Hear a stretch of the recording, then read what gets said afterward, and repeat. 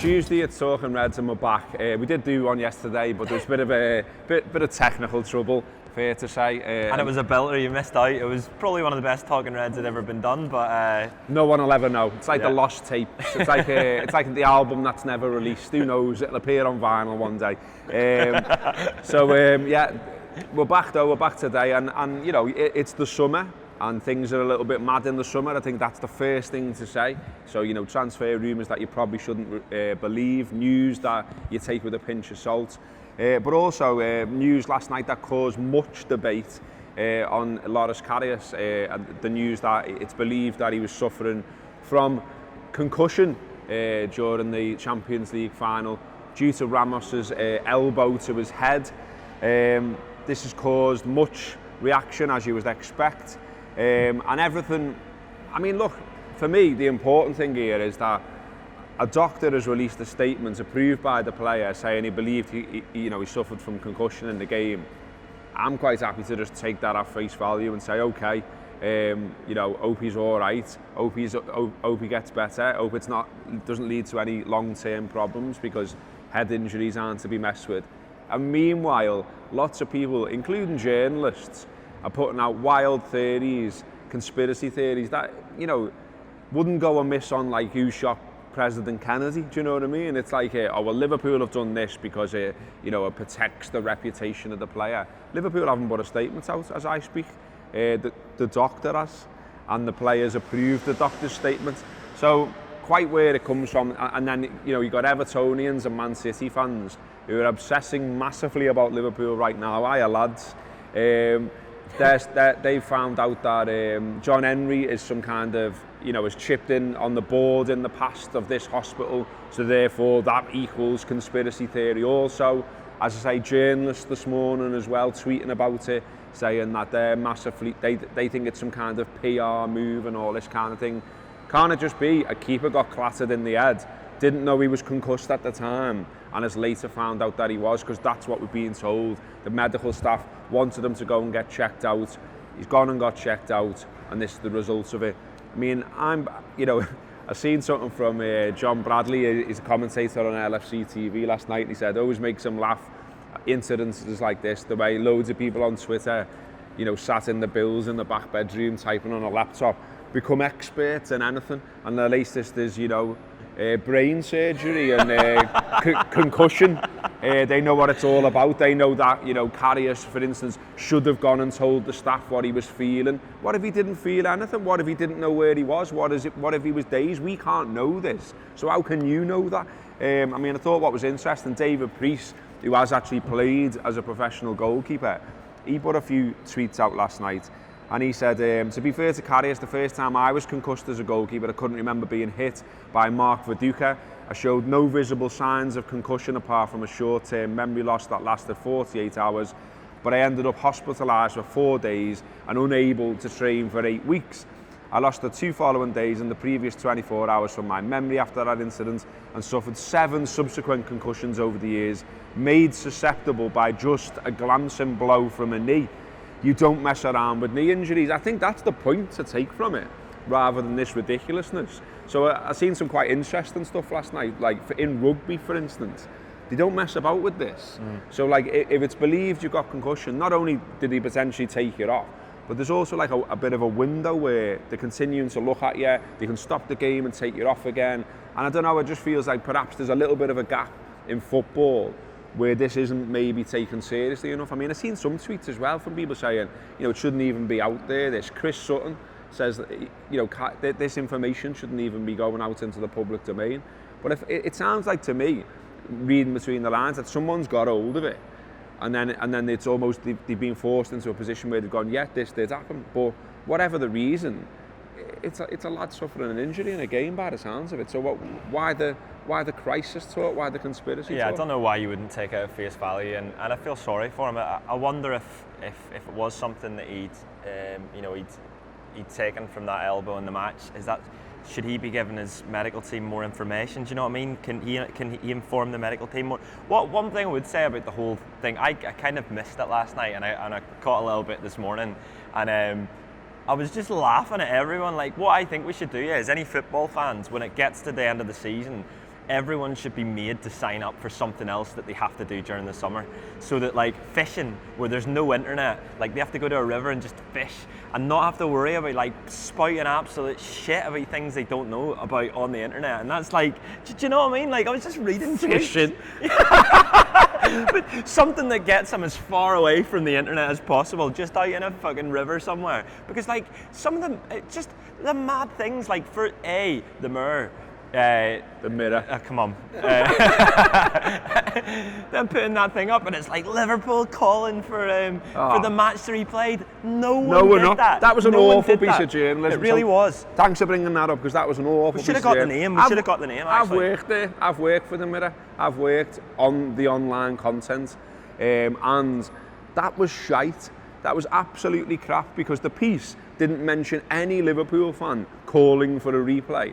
And yet you put it as your headline and you put it as your tweet that you then put on the internet. And the reason you did that is because you've got to hit sharp beat targets, you're trying to get lots of clicks for your content.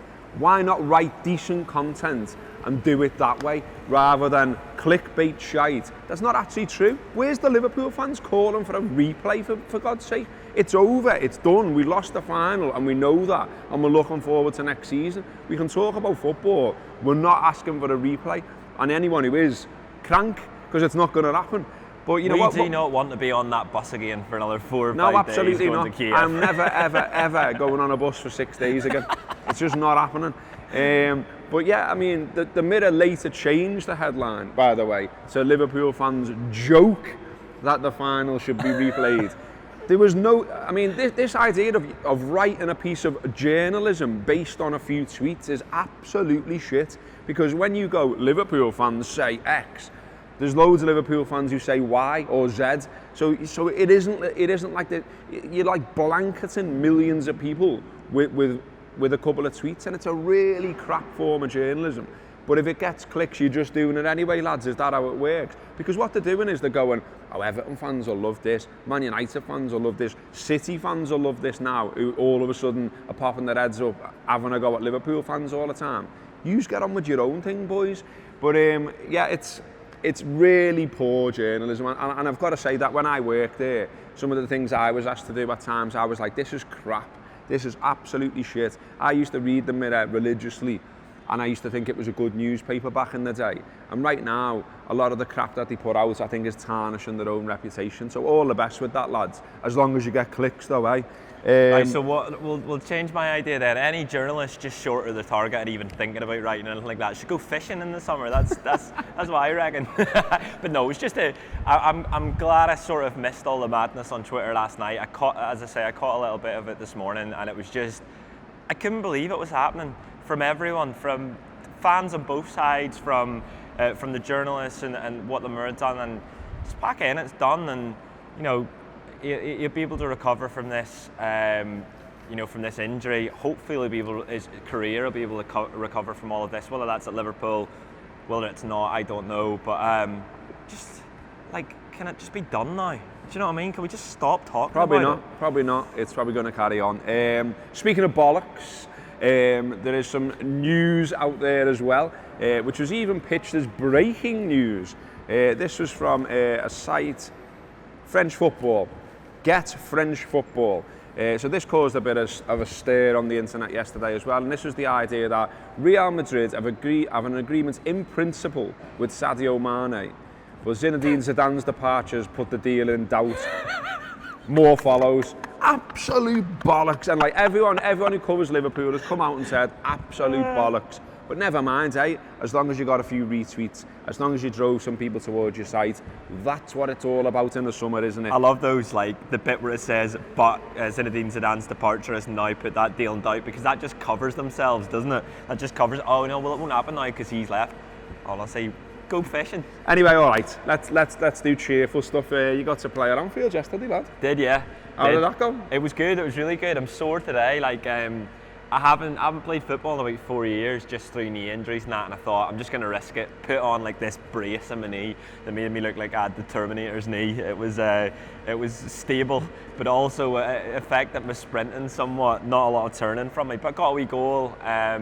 Josh from the office as well got to play, Glenn Price of ESPN and it was good fun. It was a 5-a-side tournament. It was funny because they give us a shirt, and then they got us in the tunnel and they put "You'll Never Walk Alone" on, and then we all walked out "You'll Never Walk Alone," and then stood in front of the main stand. And there's no one there, like, we're all like singing "You'll Never Walk Alone," and there's no one in the crowd. It's so good though, isn't it? Yeah, oh, no, it was a brilliant experience. And then so you were saying in the office yesterday though, I wonder what it's going to feel like to like sort of stand on the pitch or stand on the centre circle and look round. I wonder how it looks like perspective wise. So how did it look? Massive? Big? Small? Sam said when he was at the Emirates, it felt on top of you, and as soon as I walked onto the pitch, I saw that, I felt that, because what's mad is, and I never thought about it this way, and it might sound stupid when I say it out loud, but you can see every seat. Do you know what I mean? So whenever you're right at the back of the Kop, in my head they can't see me. Do you know what I mean? Because it's so far away, it's right up in the back. You can see every seat. So like if you just look over, if you knew where your mates sat, you could see them. I remember John Aldridge saying that. I remember John Aldridge did a live event with him. And I said to him, you know, you were a Scouser, or you are a Scouser, but you know, you're a Scouser that went in the Kop, that supported Liverpool as a fan, and then you lived the dream of playing for Liverpool and scoring at Anfield in front of the Kop. What was that like? And he said the first time I did it, he said I was so made up, and he said I was running and I was just looking, and he said I knew exactly where my mates were and I could see them, and he said, and I was just like.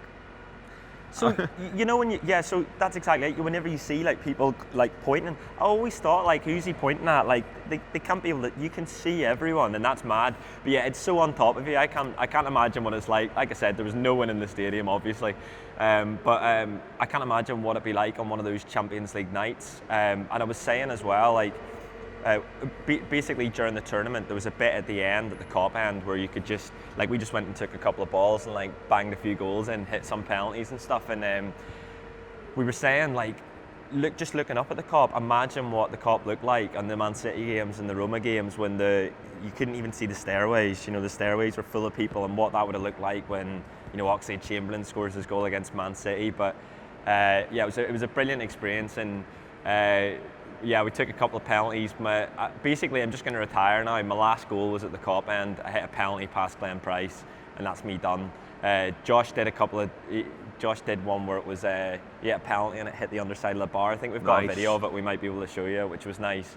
And then he did the big Gerrard celebration, so that was great. But yeah, all in all, it was a brilliant night. Yeah, so thanks to DraftKings for that. It was down to them that the boys got that opportunity, so thanks very much for getting in touch with the Anfield app for that. A nice experience. Okay, well, overnight, there's been some news on the safe standing situation. Widely reported that a government source has spoken to journalists saying that the safety of supporters is paramount. However, we recognise that technology and stadium design has evolved since the all-seater policy was introduced, and the time is right to look at the issue. The Sports Minister has not shut the door to fans keen on standing sections being introduced, but it is important that all the evidence and viewpoints are considered extremely carefully. Now, this is a brilliant coincidence, because yesterday, myself and Sam, we went to Shrewsbury Town and we had a look at their new safe standing section. So here is a report on that. At Shrewsbury Town Football Club today then, and we're taking a look at the new rail seating section, the first of its type in England and Wales, funded by the fans. The idea behind this was that there was a crowdfunding scheme. Over 1,000 people, including the Anfield app, threw in to create a pot of £65,000 to get the rail seating section in the ground. It's there now, it's done, it's dusted, and it's ready for the new season at Shrewsbury Town. So we're going to go and take a look.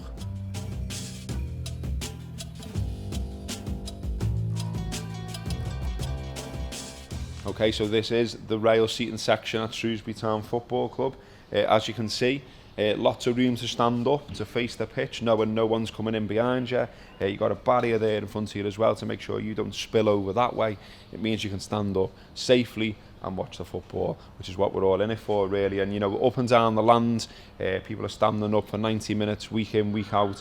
The same at Anfield, all the big games in the Kop, I know I've stood up in the season just gone by, and it's not always safe, that situation. You know you can go flying over those seats in front. They're at shin height normally. There's no barrier in front, there's no barrier behind, whereas with this system it is a whole lot safer. And also there's plenty of room to get through. As you can see, emergency services in Glasgow have said it's actually easier for them to reach people when there's any kind of problem than it is, you know, trying to squeeze through seating sections. So it is a whole lot safer. This is why it's being adopted up in Scotland at Celtic, throughout Europe. The way it works, it's the rail seating section, because you can unlock this and turn it back into a seating section if need be. For games governed by UEFA, for instance, they need to be turned back down and into a seat.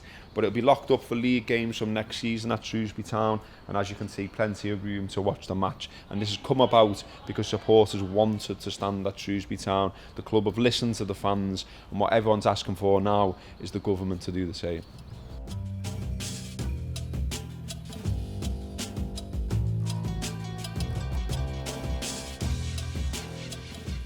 First rail seating section then in England and Wales is now live, up and running and ready to go, and that's just more proof that yet again that this debate has moved forward, that there is huge support for the idea of fans being allowed to stand in safe conditions in the top two divisions in England and Wales. We've already seen it successfully implemented in Scotland, as I've mentioned. Celtic now have had that for 2 seasons, no big problems reported, and in fact quite the opposite. Everyone, the club, the fans, the police, the emergency services, all behind it, all support it, and all say what a good thing it is. I've no doubt that it's going to be a success here at Shrewsbury Town as well. And interestingly now, things are really moving on. The Football League have come out in support of it, Premier League clubs have come out in support of it, and Tracy Crouch, the Sports Minister, when she knocked back West Brom's proposal to have a safe standing section, she talked about it only being a vocal minority. 111,000 people signing a petition says otherwise, really, and it's right that we have this debate now. It's moving forward. It looks like there is a head of steam, momentum is building, and whatever happens, we will be covering it on the Anfield app. In fact, we've been invited down to Parliament ourselves this week to take part in a round table discussion about rail seating, about safe standing. So we'll be doing that, and we'll be reporting back on that. We'll be watching with interest to the parliamentary debate on the 25th of June. It's a subject that's not going to go away, and it's a subject that we'll continue to support and continue to talk about on the Anfield app. Okay, so there you go. So congratulations to Shrewsbury Town on the rail seating section there at the ground. Very well done. Excellent that they were listening to supporters. Excellent that supporters got together and raised the cash to make that happen. And hopefully now we can see something like that happening all around the country, and who knows, maybe one day at Anfield. Last of all then, we just wanted to give a shout to our content. Loads of it still going on. There is a review out there today, which is game by game, looking in depth at Liverpool's season, getting stuck into that. There is also the transfer committee games. They're going to start going out. There's a few of them.